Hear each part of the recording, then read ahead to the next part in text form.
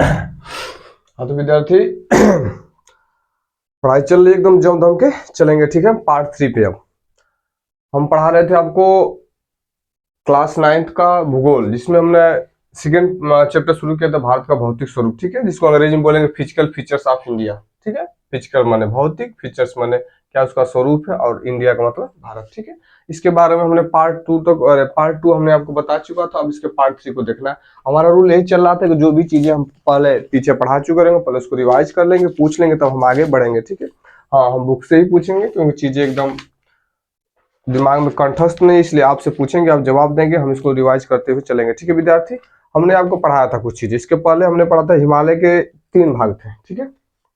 हिमाद्री था, उसके बाद हिमाद्री था जिसको हम क्या करते हैं महान हिमालय कहा करते थे, ऐसे सारी चीजें पूछे थे। हिमाद्री को महान या आंतरिक हिमालय कहते थे, इसके बारे में हम आपसे प्रश्न पूछेंगे, ठीक है। हिमालय की जो सतत श्रृंखला थी, लगातार सतत श्रृंखला को क्या कहते थे, हिमाद्री हिमालय कहते थे। क्या कहते थे, हिमाद्री हिमालय कहा जाता था, ठीक है। लगातार श्रृंखलाएं थी, लेकिन नीचे बताएंगे जहाँ पे असमान श्रृंखलाएं थी, श्रृंखलाएं समान नहीं थी, असमान थी, उसको हम क्या कहते थे, दूसरा हिमालय था जिसका क्या नाम था विद्यार्थी बता सकते हैं?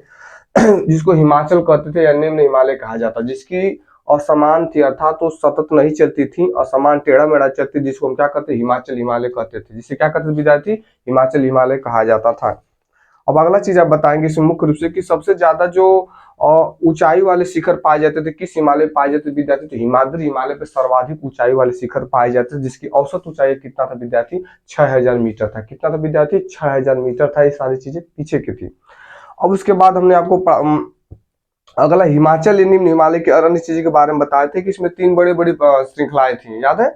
एक पीर पंजाल था, धौलाधार था, महाभारत था। क्रम से चीजों को हम रिवाइज जैसे पढ़ाए तो इसमें से जो भी प्रश्न क्रम से उसको खत्म कर लिए। दूसरा हम बता रहे हैं आपका दूसरा जो इसमें पढ़ाए थे हिमाचल, जिसको निम्न हिमालय कहते थे, इससे हम आपसे प्रश्न पूछ रहे हैं विद्यार्थी। इसमें हमने आपको बताया था कि मुख्य रूप से क्या कहते हैं, इसकी औसत ऊंचाई कितना था, 3700 से लेकर 4500 मीटर तक, 3700 से लेकर 4500 मीटर था। उसके बाद इसमें 3 श्रेणियां थी, पीर पंजाल था, धौलाधार, महाभारत था, लेकिन सबसे लंबी कौन सी थी विद्यार्थी, जिसका नाम था कौन सा, आ रही सबसे लंबी क्या थी, सबसे लंबी इसमें कौन सी थी, तो पीर पंजाल थी। सबसे लंबी कौन सी थी, पीर पंजाल थी। उसके साथ साथ धौलाधार महाभारत थी, लेकिन लंबी किसको मानेंगे, पीर पंजाल को मानते हैं, ठीक है। अब इसके बाद हमने पढ़ा था इसी चीज में हमने पढ़ा था, इसमें महत्वपूर्ण घाटियां थी, ठीक है। कश्मीर की घाटी थी, कुल्लू की घाटी थी, कश्मीर की घाटी थी, तो कश्मीर का घाटी कश्मीर पे ही पड़ेगा। कुल्लू की घाटियां कहाँ पे पड़ती थी विद्यार्थी, कुल्लू के साथ साथ एक और घाटियां थी, बताएंगे, कांगड़ा की घाटियां। कुल्लू और कांगड़ा की घाटी पाई जाती थी दूसरे नंबर हिमालय पे, लेकिन ये कहाँ पे थी, तो इसका संबंध किस देश से, किस राज्य से था, तो हिमाचल प्रदेश से था। कहाँ से विद्यार्थी, हिमाचल प्रदेश से था। कहाँ था विद्यार्थी, हिमाचल प्रदेश से था, ठीक है। और इसमें बताए थे कि इसमें ये तो ठीक हो गया था। अब उसके बाद तीसरा हम लोग पढ़ते शिवालिक श्रेणी को पढ़ते थे, सबसे बाहरी वाली श्रेणी। सबसे बाहरी श्रेणी क्या कहलाती थी, शिवालिक श्रेणी कहते थे। इसको हम बताए थे, इसकी ऊंचाई कितना था, 900 से लेकर 1100 मीटर तक, 900 से लेकर 1100 मीटर तक विद्यार्थी इसका ऊंचाई। और इसकी कितनी चौड़ाई थी विद्यार्थी, तो 10 से लेकर 50 किलोमीटर तक, 10 से लेकर 50 किलोमीटर तक इसकी क्या थी, चौड़ाई थी। याद है कुछ चीजें। इसमें दून को हम बताए थे, दून के नाम पे 2-3 जगह का नाम पड़ा था, देहरादून था, कोटली दून था, पाटली दून था। देहरादून था, कोटली दून था तथा पाटली दून था।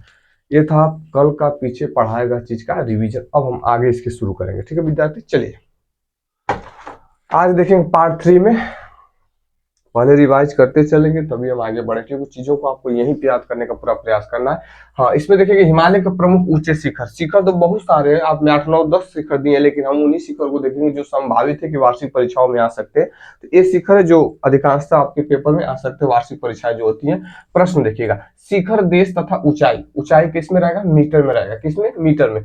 माउंट एवरेस्ट शिखर जो है 21 देश में पड़ता है, नेपाल में। माउंट एवरेस्ट किस देश में, नेपाल में। इसकी ऊंचाई कितनी है, 8848 मीटर, 8848 दुनिया की सबसे ऊंची है ना, दुनिया की सबसे ऊंची है, ठीक है।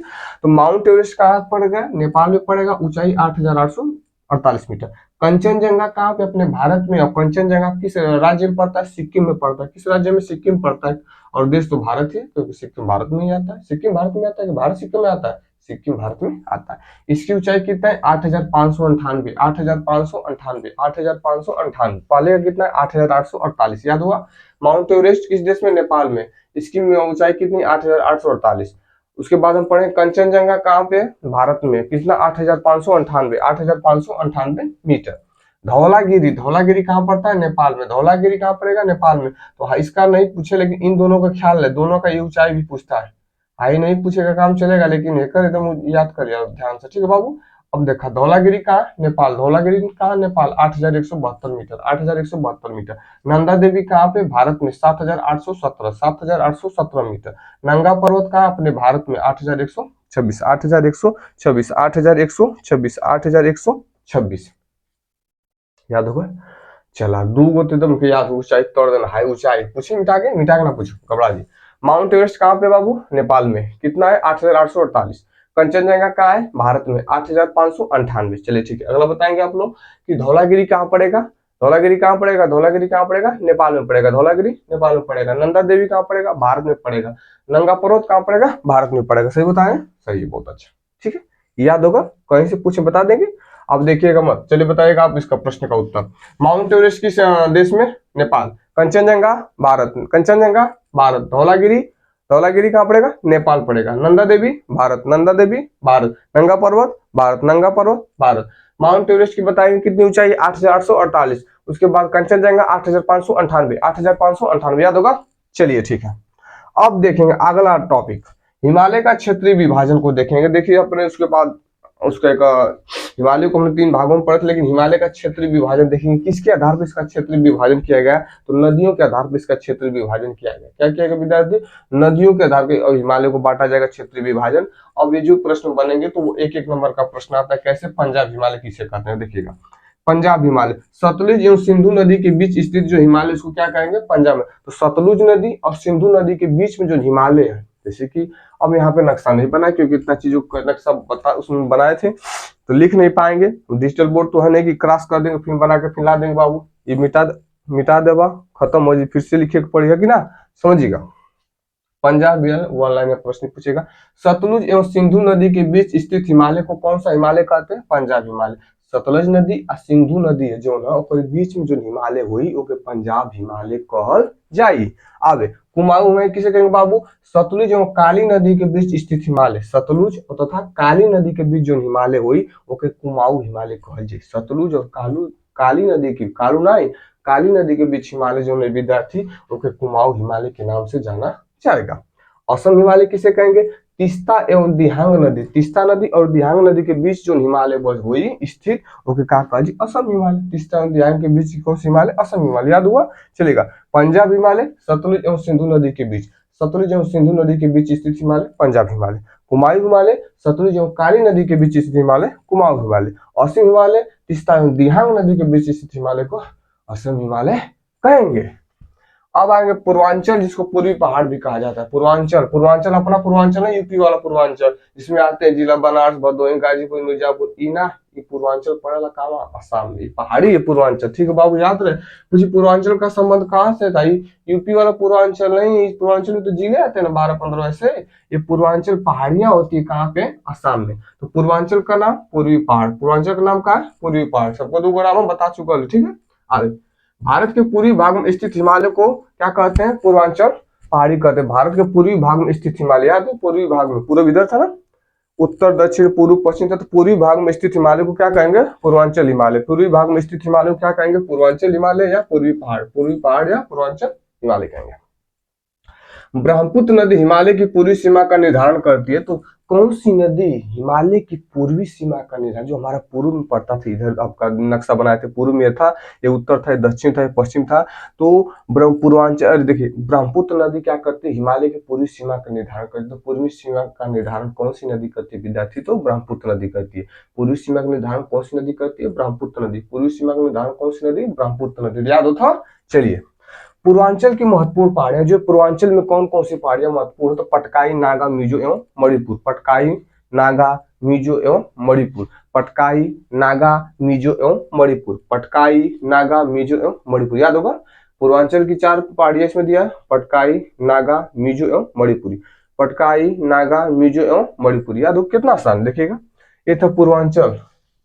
पूछिए एक बार, पूर्वांचल का दूसरा का नाम पूर्वी पहाड़ी, पूर्वांचल का दूसरा नाम, पूर्वांचल का दूसरा नाम पूर्वी पहाड़ी। पूर्वांचल का संबंध कौन है राज्य से बाबू, असम से। कौन है राज्य से, असम से। चलिएगा, क्या पूछा इसमें, भारत के पूर्वी भाग में स्थित हिमालय, भारत के पूर्वी भाग में स्थित हिमालय को पूर्वांचल हिमालय या पूर्वी पहाड़ कहेंगे, ठीक है।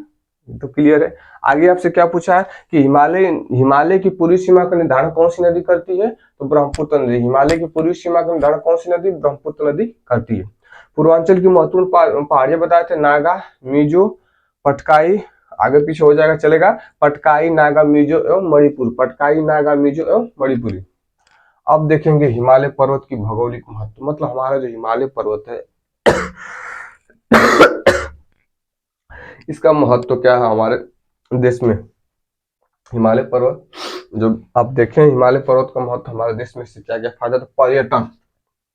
हिमालय पर्वत का भौगोलिक महत्व क्या है हमारे देश में, हिमालय पर्वत का क्या भौगोलिक महत्व, इसके बारे में हम समझेंगे। ठीक है, तो पर्यटन में सबसे बड़ी चीज हिमालय पर्वत जहाँ पे, उसके पर्यटन के लिए लोग आकर्षित हिमालय पर्वत को देखने जा रहे हैं, तो कितने हजारों की संख्या में लोग आते हैं ना। तो पर्यटन में से देखिए क्या इसमें कुछ पॉइंट को लिखे, पर्यटन, प्राकृतिक सुंदरता, हिमालय पर्वत इतना सुंदर लगता है, जब जाकर उसको देखने पता चलेगा ना। हम लोग तो यही अपना, लोग क्या करते हैं, खाने पीने जीवन में आदमी पढ़ेगा लिखेगा, नौकरी पाया, शादी ब्याह, फिर लड़के बच्चे, फिर उसको पढ़ा लिखा से आदमी चला जाता है इस धरती को छोड़ के, है कि नहीं, ये चीजें। लेकिन बहुत ऐसे लोग हैं जो जीवन में कमाते हैं, जरूरी है कमाना चाहिए तो घूमना चाहिए। अब कमा लेंगे, आपके पास अर्थव्यवस्था बेहतर, आपके पास इनकम अच्छा रहेगा, तभी ना गाड़ी लेंगे, थार से लेकर कार तक ले, और खूब आराम से चश्मा लगा के दबंग की तरह घूमेंगे। तो जब उस लाख हो जाएंगे तब आप घूमने जाएंगे, जब उस लाख होंगे ही नहीं तो आदमी थोड़ा कम कमाएगा तो अपना जीवन यही गाजीपुर, मऊ, बनारस, बलिया में ही गवा देगा। बहुत करेगा उत्तर प्रदेश, लखनऊ, बम्बई घूम के चलाएगा।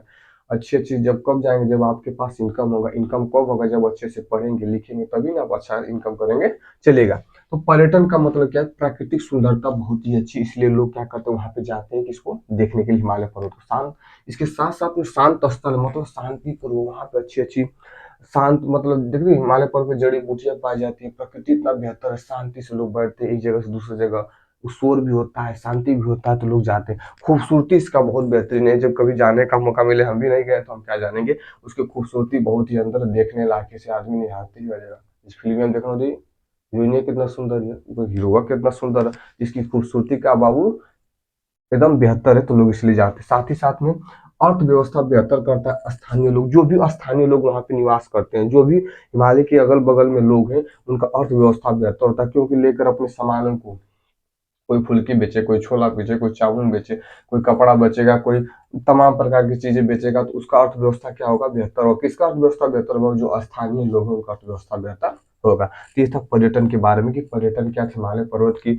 भौगोलिक महत्व क्या है इसकी। तो पर्यटन में हमने चीजें आपको ये बताया कि प्राकृतिक सुंदरता इतना बेहतर है इसका, साथ ही साथ स्थल कैसा है, शांत स्थल है, उसकी खूबसूरती बेहतर है, और स्थानीय लोगों की अर्थव्यवस्था में बेहतर होता है, वस्तु बेचते हैं लोग, जाते हैं घूमने के लिए, तो सरकार, अरे लोग जो भी वहाँ के लोग, उनकी अर्थव्यवस्था का मतलब उनका पैसा क्या होता है, बढ़ता है। पैसा बढ़ने का मतलब वो पैसे कमाते हैं, फिर अपना जीवन अच्छे से जी लेते हैं। दूसरी चीज, बर्फीली हवाओं से भारत की रक्षा करता है कौन, हिमालय पर्वत हमारा। बर्फीली हवा, जो हवाएं बर्फीली चलती है, मतलब बर्फ, देखते बर्फ कब को पड़ता है, कहाँ इधर पड़ता है, जम्मू कश्मीर बर्फ पड़ता है। जवान लोग क्या होते हैं, एकदम तैयार होते हैं, जूता उता सब पहन के, हर प्रकार से चार लगा के सब पैक रहते हैं, हवाएं चलती, बर्फ की, इधर थोड़ा सा हवा पड़ने लगता है ठंडी में, आदमी एकदम स्वेटर उटर पहन के, जूता उता पहन के, नाक को कहीं लगा उगा के चलने लगा होगी ना। तो बर्फीली हवाओं से हमारी रक्षा कौन करता है, विद्यार्थी, तो हिमालय पर्वत करता है। क्या कर रहा है, साइबेरिया और मध्य एशिया से आने वाली ठंडी एवं शुष्क हवाएं जो होती है, उनकी रक्षा कौन करता है, हमारी हिमालय पर्वत करता है। याद है, साइबेरिया क्षेत्र से जो ठंडी ठंडी हवाएं चलती हैं, साइबेरिया जो क्षेत्र है, यहाँ से ठंडी हवाएं चलती है, मध्य एशिया से आने वाली ठंडी हवाएं एवं शुष्क जो हवाएं होती हैं, उनकी रक्षा कौन करता है, हिमालय पर्वत। नहीं होता तो क्या कंडीशन होता, सोच देखिए। हिमालय पर हर जगह एक के बाद हवा आएंगी, आदमी जैसे कि तैसे से, बर्फ लगा, ठंडा लगा, सुतले के सुतले तो खड़े खड़े रह जाते हैं, इतना। हिमालय पर्वत रहने से आज भारत की कंडीशन ठीक है, मतलब हम ठंडी हवाओं से हमारी रक्षा करने का प्रयास, प्रयास का पूरा प्रयास करता ही है, यही प्रयास नहीं करता है, हमारी रक्षा करता है विद्यार्थी। ठीक है, आगे, कृषि और सामान्य जीवन शैली दोनों के लिए, और साथ ही साथ अगर हिमालय पर्वत नहीं रहता तो कृषि, जब ऑटोमेटिक बर्फ आता तो पूरा गेहूं खेती रहता है, चाहे धान की खेती रहता है, बर्फ गिर जाता धनवा गेहूं पर, तो सुतले रह जाते हैं ऐसे, वो सुतले रह जाते हैं, तो आदमी सुतले रह जाते हैं। सुतले रहने का मतलब जब खरीबे ना करवा तो कृषि काम चली, ठीक है ना।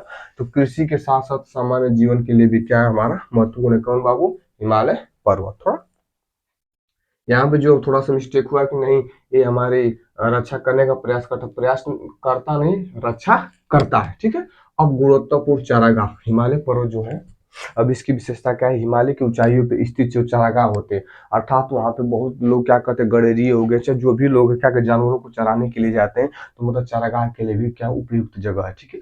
तमाम बहुत बड़ा में फैला तो आदमी खेती बाड़ी तो हिमालय पे होगा नहीं, पर्वत है तो कहाँ वो खेती करवा, गेहूं बोवाई में हर चली ना चली, तो क्या करते हैं लोग, क्या करते हैं ऊंचाइयों पे जाके खेती करने, जानवरों को चराने का चराते हैं जाके, ठीक है। तो क्या एक चीज प्रश्न यहाँ पूछेगा, मर्ग किसे कहते हैं, याद रहे, तो हिमालय की ऊंचाई पे स्थित चारागाह को क्या कहते हैं, मर्ग कहते हैं। हिमालय पे स्थित जो चारागाह, हिमालय पे जाके जो लोग क्या करते हैं, जानवरों को चराते हैं, उसे हम क्या कहते हैं, मर्ग कहते हैं। क्या विद्यार्थी, मर्ग।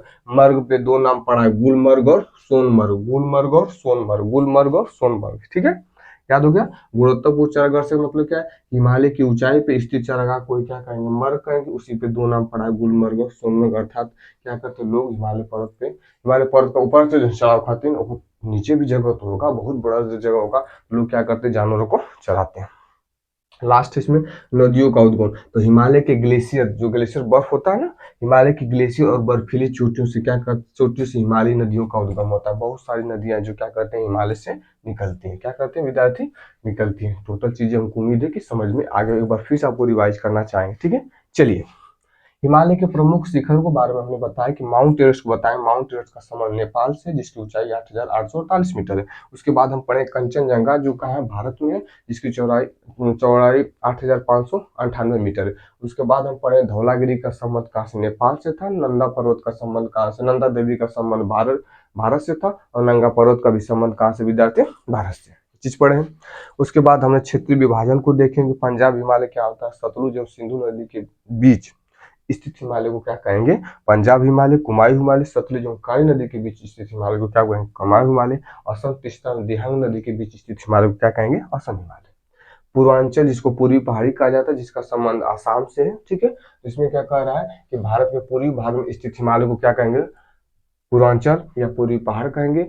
ब्रह्मपुत्र नदी ही क्या करती है, हिमालय की पूर्वी सीमा का निर्धारण करती है, ठीक है। उसके बाद हमने देखा कि पूर्वांचल में महत्वपूर्ण पहाड़ियां थी, जिसमें पटकाई था, नागा था, मिजो था, एवं क्या था विद्यार्थी, मणिपुर था।